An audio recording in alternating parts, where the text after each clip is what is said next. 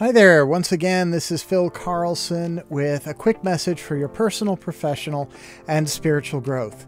And today we're going to be taking a look at 2 Timothy chapter 2, verse 2, which says, "The things which you've heard from me in the presence of many witnesses, entrust these to faithful men who will be able to teach others also." These words are written by Paul to Timothy, who he has been discipling, investing in over some time beforehand.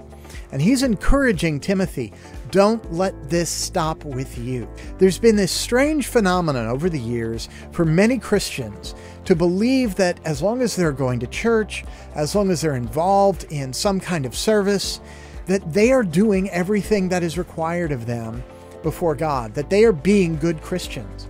But when you go through Scripture, you actually discover that there is a standard that most Christians do not accept that they actually need to live according to.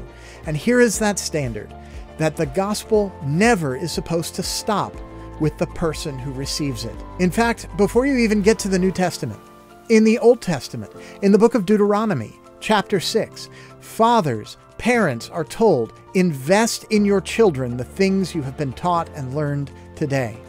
And again, later in the book of Joshua, again, the people of Israel are told, teach this to your children.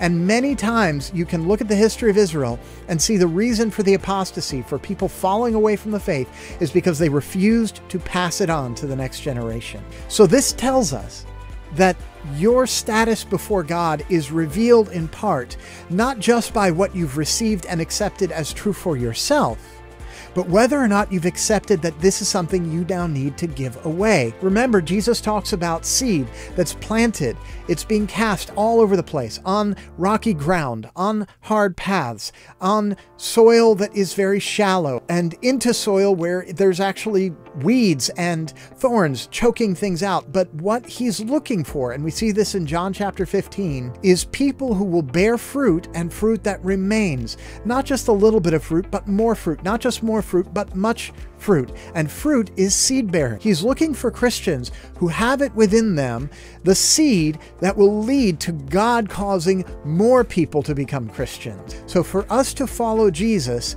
it means it cannot just stop with us. It is investing in people's lives, in one-on-one and small group relationships. So who are you investing in today? God bless you and have a great day.